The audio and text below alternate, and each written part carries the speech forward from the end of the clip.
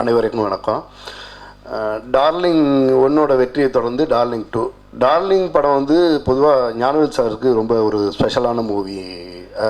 பெரிய ஹீரோக்களை வச்சு பண்ணிகிட்டு இருக்கும்போது ஃபஸ்ட் டைம் வந்து ஒரு அப்கமிங் ஸ்டாருங்களை வச்சுட்டு ஒரு படம் பண்ணணும் அப்படின்னு சொல்லிட்டு ரொம்ப பார்த்து பண்ண ஒரு படம்.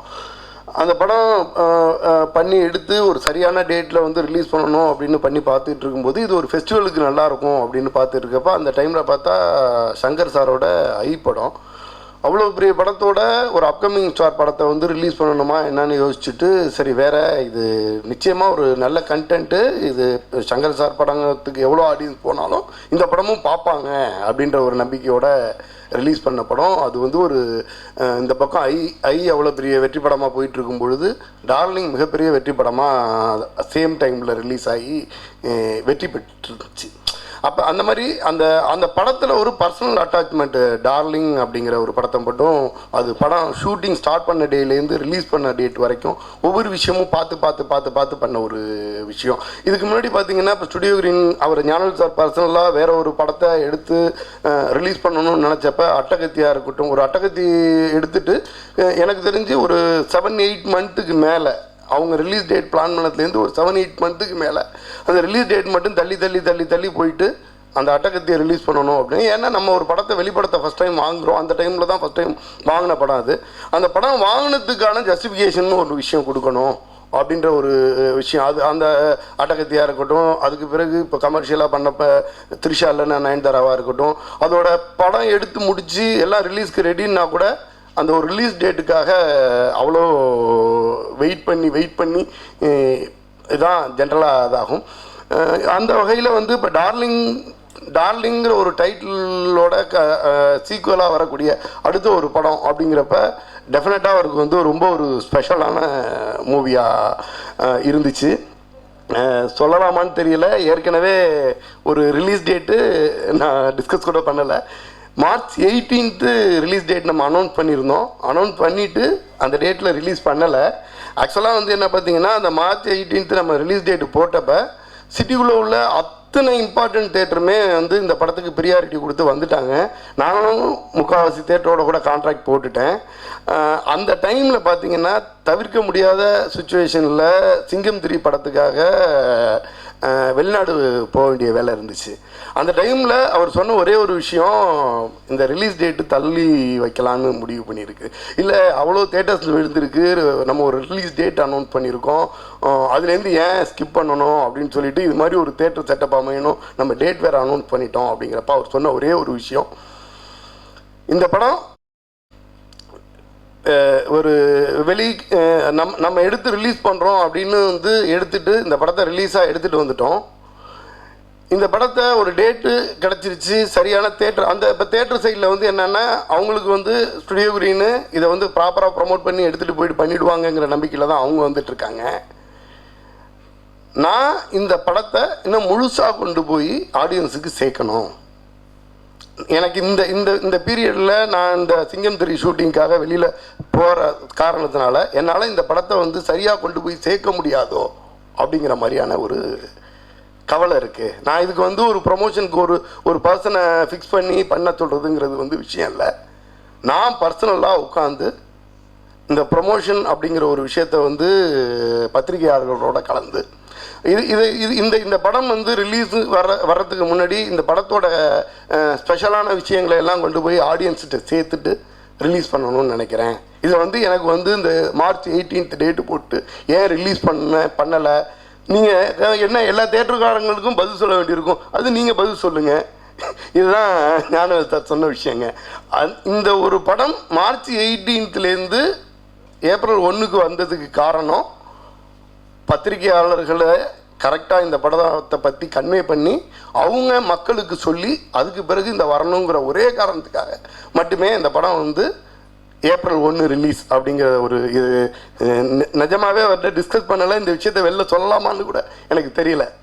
அந்த வகையில் உங்களுடைய பார்வைக்கு இந்த படத்தை எடுத்துகிட்டு வந்து இதை மிகச்சரியாக மக்கள்கிட்ட சேர்த்து இந்த படத்தை ரிலீஸ் பண்ணணும்னு ஆசைப்பட்டு இந்த படத்தை ஏப்ரல் 1 ரிலீஸ் பண்ணுறோம்.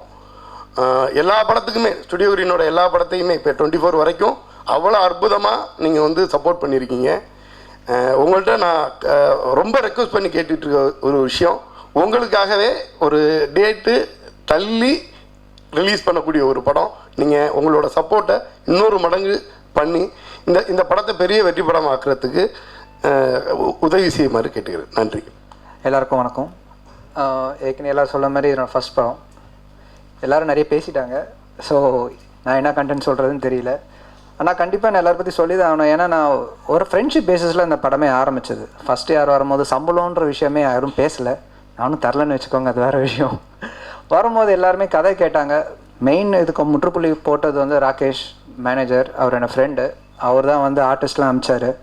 இவங்க எல்லாருமே வந்தாங்க. எனக்கு என்னதுன்னா, சரி இவ்வளோ ஆர்டிஸ்ட்டை கூப்பிட்டு போகிறோமே, இவ்வளோ பேரை வச்சு நம்ம படம் எடுக்க முடியுமா, இவங்களுக்குள்ளே சிங்க் ஆகுமா, செட் ஆகுமா அப்படின்னு. ஆனால் அங்கே போய் எனக்கு வேறு கவலை ஆகிடுச்சு. ஐயோ இவங்களை வச்சு எப்படி எடுக்க போகிறோம் அப்படின்னு. ஏன்னா அவ்வளோ அராஜகம் பண்ணுவாங்க ஸ்பாட்டில். நம்ம பாட்டு எடுத்துகிட்டு இருப்போம், அவங்க பாட்டு ஜாலியாக கதை அடிச்சிட்டு இருப்பாங்க. அதுவும் நான் சொன்ன மாதிரி ஒரு மிலிட்ரி கேம்ப் மாதிரி தான் இருக்கும். ஈவினிங் 6 மணிக்கு ஆரம்பிக்கும், அடுத்த நாள் 6 மணிக்கு முடியும். நாங்களாவது பரவாயில்ல, டெக்னீஷியன்ஸ் வந்து 4 ஸ்வெட்டரு 2 டிஷர்ட்டு ஜெர்கின்லாம் போட்டு சுற்றிட்டு இருப்போம் கையில் தீப்பந்தத்தோட குளிருக்காக. அவங்களுக்கு பாவம் எல்லாருமே ஒரு இன்னர் ட்ரெஸ் போட்டிருப்பாங்களா தோண்டி கொடுத்துருப்போம். அதில் எஸ்பெஷலி காளியன் எனக்கு ரொம்ப கிளாமர் ட்ரெஸ் மாதிரி வெறும் ஷார்ட்ஸ் மட்டும் கொடுத்துட்டோம். அவர் வந்து புல் ராவு அங்கே ஓடுங்க இங்கே ஓடுங்கன்ற மாதிரிலாம் சொல்லிட்டோம். அவர் ஒரு ஸ்டேஜ் மேலே என்னை விட்டுருங்கடான்ட்டார். ஸோ அந்த மாதிரி நாங்கள் எங்களுக்கு தெரியும் அந்த கஷ்டம் எவ்வளோன்னு. ஏன்னா எங்களால் எடுக்க முடியல அந்த ஸ்பாட்டில். ஏன்னா அவ்வளோ குளிர் இருக்கும். அந்த விஷயத்தையும் பொருட்படுத்தாமல் இவங்க வந்து எல்லா விஷயத்தையும் நடித்து கொடுத்ததுன்றது எனக்கு சீரியஸாக எனக்கு இவங்களுக்கு எப்படி தேங்க் பண்ண போகிறேன்னு தெரில. ஏன்னா இன்னொரு இடம் வந்து நாங்கள் கொழுக்குமலையில் ஒரு இடத்துல ஷூட் பண்ணோம். அந்த இடத்துல வந்து ப்ராப்பராக அக்காமடேஷனே கிடையாது, ஒரு டீ எஸ்டேட் மட்டும்தான். அது எல்லாமே டென்ட்டு போட்டு தான் ஸ்டே பண்ணோம். அந்த மாதிரி இடத்துல வந்து இவங்க தங்குவாங்களா, எதனா சொல்லுவாங்களோ அப்படின்ற மாதிரி இல்லை சதீஷ் நம்ம போகலான்ற மாதிரி எல்லோரும் அந்த டென்ட்லேயே ஸ்டே பண்ணி, ஓப்பனாக சொல்லுவாங்க ப்ராப்பர் ரெஸ்ட் ரூம்ஸ் கூட இருக்காது. ஆனால் அவங்களாம் எதுவுமே ஒரு பெரிய விஷயமா எடுத்துக்காத இந்த படத்தை முடிச்சு கொடுத்துருக்காங்க. ஸோ அவங்க ஆர்டிஸ்டோட சப்போர்ட் இல்லைன்னா இந்த படம் கண்டிப்பாக இந்த டைமில் முடிஞ்சிருக்காது. ஸோ அவங்களுக்கு இந்த ஸ்டேஜில் வந்து என்னோடய மிகப்பெரிய தேங்க்ஸை சொல்லிக்கிறேன். ஏன்னா எல்லாருமே எனக்கு அவ்வளோ சப்போர்ட் கொடுத்துருக்காங்க. அதேமாதிரி டெக்னீஷியன்ஸ் விஜய் கார்த்திக் கண்ணன், அவரை வந்து நாங்கள் ஓடுன்னு ஓட விடுவோம். அவரை ஸ்பாட்டில் ஒரு லைட் பாய் கூட சும்மா இருக்க மாட்டார். எல்லோரும் இந்த கையில் இந்த கையில் பல்லில் கூட வச்சுட்ருப்பாங்க. அந்த மாதிரி பவுன்ஸ் பண்ணிகிட்ருப்பாங்க லைட்டை. அதே மாதிரி வந்து அநியாயம் பண்ணுவார், சீலிங்கெல்லாம் பவுன்ஸ் போட வருவார், பெயிண்ட் உருகும் பாவம், அந்த ஓனர் வந்து நான் கற்றுவார். அதே மாதிரி எடிட்டர் வந்து என்னோடய சைல்ட்ஹுட் ஃப்ரெண்ட். அவன்கிட்ட எனக்கு பிடிச்ச விஷயம் எது இருந்தாலும் ஓப்பனாக சொல்லிவிடுவான். அதான் சொன்னானே நான் கதை சொல்லும் போது தூங்கிட்டேன் அப்படின்னு. ஸோ அந்த மாதிரி ஓப்பனாக சொல்லிவிடுவான் அவன், இது நல்லா இருக்கடா இது நல்லா இல்லை அப்படின்னு. ரதன் வந்து ஒரு நல்ல பேச்சாளர், இசையமைப்பாளரோட நல்லா பேசுவார். அவர்கிட்ட ஒர்க்கு வாங்குறதுக்குள்ள எப்பா அப்படின்னு இருக்கும். ஆனால் ஒரு ஸ்டேஜ் எதுவாக இருந்தாலும் மியூசிக்காக தான் பேசுவார். அவர் எதுவாக இருந்தாலும் சரி, அவர் பர்சனல் லைஃப் உள்ள ஒரு பர்சனலான விஷயங்கள் டேஸ்ட் அந்த விஷயத்தை உள்ளே கொண்டு வர மாட்டார். ஸோ அந்த விஷயத்தில் வந்து ரதன் வந்து ரொம்ப நல்லாவே ஒரு கோஆப்ரேட்டிவாக இருந்தார்.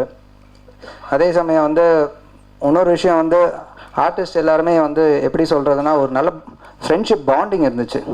நம்ம சொல்கிறதோட இப்போ நம்ம ஸ்க்ரீனில் என்ன கன்வே பண்ணோம். ஏன்னா ஏற்கனவே எல்லா ப்ரெஸ்கிட்டையும் பர்சனலாக சொல்லியிருக்கேன், இது எனக்கும் என் ஃப்ரெண்ட்ஸுக்கும் நடந்த உண்மையான இன்சிடென்ட்ஸை பேஸ் பண்ணி தான் இந்த ஸ்கிரிப்டே எழுத ஆரம்பிச்சது அப்படின்னு. எனக்கு என்ன பயம் இருந்துச்சுன்னா அந்த ஃப்ரெண்ட்ஷிப் ஸ்க்ரீனில் தெரியுமா அப்படின்னு சொல்லிட்டு. ஆனால் இவங்க பண்ண விதத்தை பார்த்து எனக்கு அந்த கனெக்ட் வந்து கண்டிப்பாக இருந்துச்சு.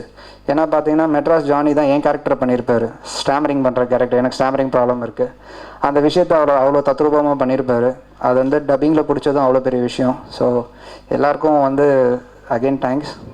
அதே சமயம் இன்னொருத்தரை பற்றி சொல்லி அந்த விஷயத்தில் 2-3 பேர் ஆக்சுவலாக சுரேஷ் சந்திரா சார் எனக்கு ரொம்ப பெரிய சப்போர்ட்டாக இருந்தார் ஸ்டார்டிங்லேருந்து எண்டிங் வரைக்கும். இப்போ பார்த்தீங்கன்னா இது வரைக்குமே இந்த சொன்னார் சார் ப்ரெஸ் மீட் கொஞ்சம் நான் கொஞ்சம் நிறைய பேச மாட்டேன் அப்படின்னு. இல்லைப்பா நீ பேசணும் அப்படி இப்படின்னு சொல்லி இவ்வளோ கிராண்டாக அரேஞ்ச் பண்ணியிருக்காரு. அதே சமயம் இன்னொருத்தர் வந்து அது உங்கள் நிறைய பேருக்கு தெரிஞ்சிருக்கோம், அவர் ஃபேஸ் பார்த்துருக்க மாட்டீங்க, 24M டோனி அவர் பேர். அவர் வந்து இந்த போஸ்டர்ஸ்லாம் இவ்வளோ நல்லா வந்திருக்கு, எல்லாருக்கிட்டையும் ஒரு நல்ல வரவேற்பு கிடச்சிருக்குன்னா அது மெயின் காரணமே டோனி தான். ஆக்சுவலாக எல்லாருக்கும் ஒரு விஷயம் சொல்லுவாங்க, கல்யாணம் பண்ணிப்பார் வீட்டை கட்டிப்பார் அப்படின்னு. ஆனால் டோனிக்கிட்ட ஒர்க் பண்ணுறவங்ககிட்ட ஒன்று எக்ஸ்ட்ரா சேர்த்துக்கணும், கல்யாணத்தையும் பண்ணிடலாம் வீட்டையும் கட்டிடலாம், ஆனால் டோனிக்கிட்ட போஸ்ட் வாங்கவே முடியாது அப்படின்னு. அந்த லெவலுக்கு நம்ம ஆள் வந்து அப்படி இப்படின்னு. ஆனால் is an extremely talented worker. அப்புறம் master media works post production கம்ப்ளீட்டாக தான் பண்ணியிருக்காங்க, அவங்களும் என்னோடய ஃப்ரெண்ட்ஸு. ஸோ அதே மாதிரி வந்து சதீஷ் சங்கு சக்கரம் சினிமாவாலா சதீஷ்னு சொன்னால் எல்லாருக்குமே தெரியும். ஸோ அவர் தான் வந்து அவர் மூலிமா ஞானவேல் சார் வந்தார். ஞானவேல் சார் வந்து கதையை கேட்டார். கதையை கேட்ட உடனே அவர் வந்து இது படத்துக்கு டார்லிங் டூன் போயிடலாம் அப்படின்னும் போது எனக்கே ஆச்சரியமாக இருந்துச்சு. ஏன்னா டார்லிங் படம் வந்து அவருக்கு எவ்வளோ க்ளோஸ்ன்னு சொல்லி எனக்கே தெரியும், நிறைய பேர்கிட்ட கேள்விப்பட்டிருக்கேன். ஆனால் அவர் வந்து அவ்வளோ கான்ஃபிடென்ட்டாக இல்லை டார்லிங் டூன் போயிடலாம், ஏன்னா இந்த படத்தில் வந்து அவ்வளோ கனெக்ட் இருக்குன்னு சொல்லி அவரோட பேனரை மட்டும் தராமல் அந்த டார்லிங் டூன்ற ஒரு டைட்டிலும் கொடுத்துருக்காரு. அது ஒரு பெரிய விஷயம் எங்களுக்கு. இப்போ இந்த லெவலுக்கு எடுத்துகிட்டு வந்திருக்கு சார். Thanks a lot. உங்கள் சப்போர்ட் வந்து யங்கர் ஜெனரேஷன் கண்டிப்பாக தேவை. ஏன்னா படம் எடுக்கிறது ரொம்ப கஷ்டங்க, ரொம்ப கஷ்டம். ஆனால் ரிலீஸ் பண்ணுறதை கம்பேர் பண்ணுறோம், படம் எடுக்கிறது ரொம்ப ஈஸி. ஒரு கண்டென்ட் எடுத்துகிட்டு போய் ஆடியன்ஸ் கிட்ட சேர்க்கறதா ஒரு பெரிய விஷயமே. அந்த விஷயத்தில் வந்து ஸ்டுடியோ கிரீனை வந்து நம்ம கண்டிப்பாக வந்து ஒரு டாப் இடத்துல வச்சாகணும். ஏன்னா ஒரு சின்ன விஷயத்தையும் ஒரு பெருசாக பண்ணி ரிலீஸ் பண்ணுவாங்க. ஸோ சக்திவேலன் சார் சொன்ன மாதிரி தான் அந்த எவ்வளோ தடவையும் என்னை வந்து காலை எந்திரிச்சாலே மெசேஜ் வரும், எப்போ ரிலீஸ், ஏன் போஸ்ட் பண்ணாச்சு, அந்த மாதிரிலாம் கேள்வி வந்துகிட்டே இருக்கும். அப்போது வந்து நான் நிறைய பேர்கிட்ட சொல்கிறது தான், சார் பாருங்கள் எனக்கு படம் எடுக்க தெரியும், நான் படம் எடுத்து முடிச்சிட்டேன், அவங்களுக்கு ரிலீஸ் பண்ண தெரியும். So they know the right time. அதுவும் இல்லாமல் இட்ஸ் த பேபி. ஸ்டுடியோ கிரீன்லேருந்து வெளியே வருதுனாவே அவங்க அவ்வளோ பார்ப்பாங்க. அதுவும் டார்லிங்கிற ஒரு டைட்டில் கொடுத்துருவேன். So they know the right time to release. So அவங்கள டிஸ்டர்ப் பண்ண தேவையில்ல அப்படின்னு சொல்லுவாங்க, அப்படின்னு நான் எல்லாக்கிட்டையும் சொல்கிறது. ஸோ அந்த விஷயத்தை கண்டிப்பாக நிறைவேற்றிருக்காங்க. அதே மாதிரி உங்கள் பத்திரிகையாளர் சப்போர்ட் வந்து எனக்கு எப்பவுமே இருந்திருக்கு. ஏன்னா யங்கர் ஃபிலிம் மேக்கர்ஸை நீங்கள் ரொம்ப நாளாக சப்போர்ட் பண்ணுறீங்க. ஒரு புது கான்செப்டோ புது கண்டென்ட்டோ கொண்டு வந்தால் அதை அப்ரிஷியேட் பண்ணுறீங்க, அவங்கள ஊக்குவிக்கிறீங்க. அதே சப்போர்ட் எங்களுக்கு கண்டிப்பாக தேவை. படம் பாருங்கள், April 1 ரிலீஸ், கண்டிப்பாக தியேட்டரில் பாருங்கள். படம் உங்களுக்கு பிடிக்கும்னு நம்புகிறேன். இந்த டார்லிங் விஷயத்தில் உங்களுக்கு என்னென்னலாம் கனெக்ட் ஆச்சோ, அந்த ஃப்ரெண்ட்ஷிப், அந்த ஹாரர், அந்த ஹியூமர், அதில் இருக்க ஒரு சின்ன ரொமான்ஸ் எல்லாமே இந்த படத்துலையும் இருக்குது. ஸோ அந்த கனெக்ட் உங்களுக்கு கண்டிப்பாக இருக்கும். இந்த டார்லிங்கும் உங்களுக்கு பிடிக்கும் நம்புகிறேன். தேங்க்யூ. பத்திரிகை தொலைக்காட்சி இணையதள நண்பர்களுக்கு மாலை வணக்கம். அட்டக்கத்தி இங்கேயே ப்ரெஸ் மீட் வச்சுருக்கோம். டோட்டல் டீமும் மீட் பண்ணியிருக்கோம் ப்ரெஸ்ஸை. ஸோ அந்த டைமில் எவ்வளோ யங்ஸ்டர்ஸ், எவ்வளோ நியூ டேலண்ட்ஸ் வந்து அட்டக்கத்தியில் இருந்தாங்களோ, அதே மாதிரி டைரக்டர்லேருந்து, எடிட்டர்லேருந்து, கேமராமேன்லேருந்து எல்லாருக்கும் ஃபஸ்ட் படம் இது. மியூசிக் டைரக்டரும் almost new. So total team அவ்வளோ ஃப்ரெஷ்ஷான டீம். ப்ளஸ் ஒவ்வொருத்தர் பேரை நான் மென்ஷன் பண்ணல, ஏன்னா இதில் அட்டக்கத்தியில் ஒருத்தர் பேர் விட்டுட்டேன், கலை சார் பேரை. அதுக்கப்புறம் எனக்கு பயம், சரி பின்னாடி டேட் தருவாரா தரலையா, ரஜினி சாரோட வேறு படம் பண்ணுறாரு, ஸோ அந்த பதட்டம் வேண்டான்னு சொல்லிவிட்டு இது டோட்டல் ஃபேமிலி, அதனால் யாரும் தப்பாக எடுத்துக்க போகிறதில்ல. அதனால் டோட்டல் டீம் சார்பாக பத்திரிகை தொலைக்காட்சி இணையதள நண்பர்களுக்கு நன்றி தெரிவிச்சுக்கிறேன் இன்றைக்கி வந்ததுக்கு ஃபஸ்ட்டு. ப்ளஸ் இந்த எப்படி நீங்கள் வந்து ஒரு புது டேலண்ட் சப்போர்ட் பண்ணி இன்றைக்கி ரஞ்சித் சார் வந்து ஒரு ரஜினி சார் படம் பண்ணுறாரு, அதுக்கெல்லாம் வந்து ஒரு ஃபஸ்ட்டு விதை போட்டது வந்து இந்த இடம்தான், பத்திரிக்கையாளர்கள் தான்.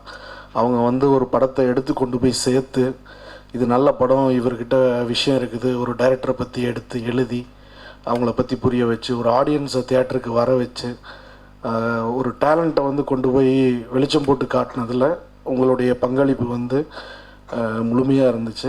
அப்படி இருக்கிற பட்சத்தில் இதுவும் டோட்டல் ஃப்ரெஷ் டீம்.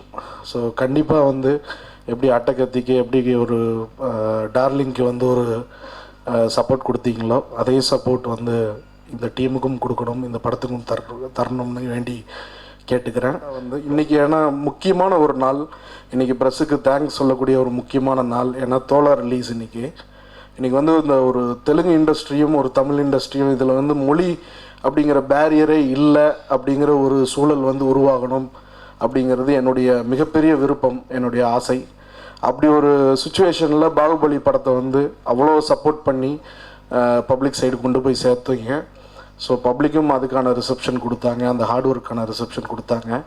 அதே மாதிரி இன்றைக்கி ஒரு நாகார்ஜுன் சாரும் கார்த்தி சாரும் நடித்து இன்றைக்கி ஒரு வம்சி சார் டைரக்ட் பண்ண படம், பிபி சாரோடைய படம், அது ரிலீஸ் ஆகிருக்கு.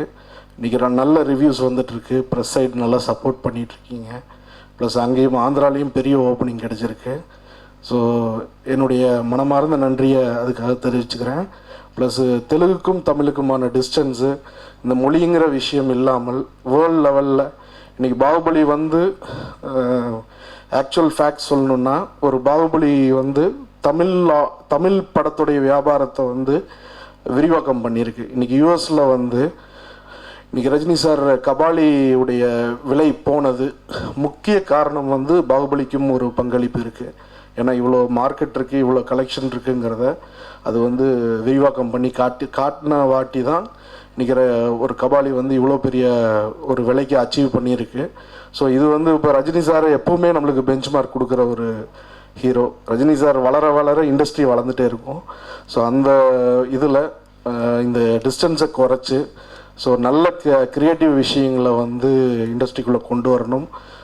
ஸோ இந்தியன் லெவலில் பார்க்குறப்ப ஹிந்தி மார்க்கெட்டுக்கு ஈக்குவலாக சவுத் இந்தியன் மார்க்கெட்டும் ஃபிலிம் மார்க்கெட்டும் வந்து வளரணும் அப்படிங்கிறதுல உங்களுடைய ஒத்துழைப்பும் வேணும்னு விரும்பி கேட்டுக்கிறேன். ப்ளஸ் இந்த டீம் சதீஷ் வந்து ரொம்ப பொறுமைசாலி. ஏன்னா எங்கிட்ட படத்தை ரிலீஸ் கொடுத்துட்டு அது டேட்டு தெரியாமல் உட்கார்றதுங்கிறது வந்து அசாத்திய பொறுமை வேணும். ஸோ அது ரொம்ப பொறுமையாக இருந்தார். ப்ளஸ் எனக்கு ரொம்ப ஒரு கஷ்டமான சூழ்நிலையில் இந்த படத்தை நான் எடுத்துக்கிட்டேன். ஏன்னா முக்கால்வாசி இடத்துக்கு உதவி செய்ய போய் மாட்டிக்குவேன். கடைசியில் எனக்கே 10 பேர் வந்து உதவுற அளவுக்கு நிலைமைக்கு போயிடுவேன். ஸோ அந்த சுச்சுவேஷனில் இருந்தப்போ வந்தார். ரொம்ப பொறுமையாக என்னோட ட்ராவல் ஆகி என்னோடய ரிக்கவரியும் பார்த்து அவரும் கூட ட்ராவல் ஆகி வந்து இன்றைக்கி இந்த படத்தை வந்து ஒரு நல்ல டேட்டில் ரிலீஸ் பண்ண கொண்டு வந்திருக்கோம். ப்ளஸ் ரொம்ப யங் டீம். ஸோ நீங்களும் கூட இருந்து இந்த டீமை சப்போர்ட் பண்ணி இன்றைக்கி ஒரு அட்டகத்தியில் சந்தோஷ் நாராயண் சார் ஆகட்டும், இன்றைக்கி ரஞ்சித் சார் ஆகட்டும், அத்தனை பேரும் எப்படி அவர் ஆர்டிஸ்ட் அத்தனை பேரும் வந்து வெளியே வந்தாங்களோ அதே மாதிரி இந்த படத்துலேருந்து பிரான்ச் அவுட் ஆகி நாளைக்கு இதை ஒரு உதாரணமாக சொல்கிற அளவுக்கு நீங்கள் சப்போர்ட் பண்ணி அவங்கள ஊக்குவிக்கணும்னு வேண்டிக்கிறேன். நன்றி, வணக்கம். இந்த படம் ஃபஸ்ட்டு ஆரம்பிக்கும் போது ஒரு க்ரௌட் ஃபண்டிங்கில் தான் ஆரம்பித்தோம். ஏன்னா இனிஷியல் ஸ்டேஜஸில் வந்து ஞானவேல் சார் கிட்ட நான்லாம் அப்ரோச் பண்ணி பேச முடியுமான்னு எனக்கு தெரியல. ஏன்னா வந்து நான் அப்போ புதுசு, எனக்கு எக்ஸ்பீரியன்ஸும் கிடையாது. ஸோ இந்த படத்தை அதான் மதன் ஏற்கனவே சொன்னல, ஷார்ட் ஃபிலிம்க்கு வீட்டில் அவ்வளோ காசு வாங்கினேன் நான். ஸோ நல்ல ஃப்ரெண்ட்ஸ் அண்ட் ஃபேமிலியெலாம் இருந்தாங்க. அவங்ககிட்ட கொஞ்சம் கொஞ்சமாக அப்புறம் ரமீஸ் வந்தார். ரமேஷ் கிட்ட கதை சொன்னப்போ அவர்கிட்ட கொஞ்சம் காசை பிடிக்கிட்டேன். அவர்கிட்டையும் கொஞ்சம் காசை பிடிக்கிட்டு வாங்க நடிக்கலாம் அப்படின்னு சொல்லி இது ஆரம்பித்து கொஞ்ச நாள் வந்து சதீஷ் சொன்னல, இந்த சங்கு சக்கரம் ப்ரொடியூசர், அவர் வந்தார். அவர் வந்துட்டு வந்து அவர் என் ஸ்கூல் சீனியர். அவர் ரஷீஸ் பார்த்துட்டு டக்குன்னு ஞானவேல் சாரை கூப்பிட்டு வந்தார். அவன் என்ன நினச்சான்னு தெரில.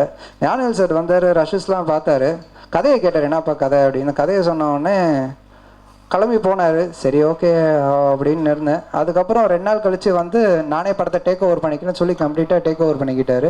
டார்லிங் டூன் வந்து அப்புறம் தான் பேர். ஆக்சுவலாக ஃபஸ்ட்டு எதனா ஒர்க்கிங் டைட்டில் எதனா வைக்கலாம் அப்படின்னு சொல்லி தான் ஜின்னுன்னு வச்சோம். ஜின்னுனா சரக்குன்னு அர்த்தம் கிடையாது. இஸ்லாம் மதத்தில் அது வந்து பேயின்னு சொல்லுவாங்க. ஸோ அவன் உடம்புல பேய் இருக்கு, உடம்பு ஜின்னு இருக்குன்னு சொல்லி. ஸோ அதுவும் ஒரு ஆப்டான டைட்டிலாக இருந்துச்சு. ஸோ ஒரு ஒர்க்கிங் டைட்டிலாக ஆரம்பித்தது தான் ஜின்னு. அதுக்கப்புறம் அந்த ரஷஸ்லாம் பார்த்து ஞானவேல் சார் வாங்கினதுக்கப்புறம் அந்த படத்தை கம்ப்ளீட்டாக டேக் ஓவர் பண்ணி அவரே ப்ரொடக்ஷன் கம்ப்ளீட்டாக முடிச்சிட்டாரு. ஸோ அதுக்கப்புறம் தான் வந்து டார்லிங் டூன்னு பேர் மாறிச்சு. That's it. இது ரைட்ஸ் ஒருத்தருக்கு சேல் பண்ணியிருக்கோமா? அவங்க சைமல்டேனியஸ் ரிலீஸ் ட்ரை பண்ணுறோம். ஆமாம், கண்டிப்பாக. அந்த ஹாரர் நம்ம ஒரு படம் ஹாரர் ஆரம்பித்து முடிக்கிறதுக்குள்ளே ஒரு 5 ஹாரர் படம் வந்துருச்சு. ஸோ அந்த ஹாரர் படம் நம்ம போய் ஃபஸ்ட்டு பார்க்க வேண்டியதாக இருக்குது. நம்ம எடுத்தது அவனே எடுத்துகிட்டு போகிறானான்னு அந்த பயம் தான் ஃபஸ்ட்டு இருக்குது. ஏன்னா நம்ம அவ்வளோ யோசிச்சு எதனா பண்ணுற போது அதே சீன் வேறு எதனா எடுத்து நம்ம செலவு பண்ணது எடுத்ததெல்லாம் வேஸ்ட்டாக போயிடும். அந்த ஃபியர் எப்பவுமே இருக்க தான் செய்யும். ஆனால் அதான் நான் சொன்னேன், எனக்கும் என் ஃப்ரெண்ட்ஸுக்கும் நடந்த ரியல் இன்சிடென்ட்ஸ்னால என்னால் ஈஸியாக எல்லாமே ரீகலெக்ட் பண்ணி எல்லாருக்கும் இண்டிவிஜுவல் அட்டென்ஷன் கொடுக்க முடிஞ்சது. ஃபார் எக்ஸாம்பிள் ஒரு ஆர்டிஸ்ட்டுக்குமே ஒரு தனித்தனி சீக்வன்ஸ் இருக்கும். ஸோ அந்த சீக்வன்ஸ் எல்லாம் என்னால் இண்டிவிஜுவலாக ஏன் பண்ண முடிஞ்சதுன்னா அந்த எக்ஸ்பீரியன்ஸ்னால தான், எனக்கு என் ஃப்ரெண்ட்ஸ் அந்த இன்சிடென்ட்ஸ்னால தான். அந்த இன்சிடென்ட்ஸ் மேலே அந்த மேக்கிங் மேலேயும் எனக்கு ஆர்டிஸ்ட் மேலேயும் நம்பிக்கை இருந்துச்சு. சரி வாட் எவர் இட் இஸ் அந்த கண்டென்ட் அவங்க எடுத்துகிட்டு போயிடுவாங்க அப்படின்ற நம்பிக்கை இருந்துச்சு. ஆப்வியஸ்லி அந்த ஒரு பயம் இருக்க தான் செய்யும். ஏன்னா ஒரு படம் ரிலீஸ் ஆகும்போது நம்மளுக்கு அந்த பயம் இருக்கும், நம்ம எடுத்தது என்ன வந்துருமோ அப்படின்னு சொல்லிட்டு. கண்டிப்பாக. தேங்க்யூ.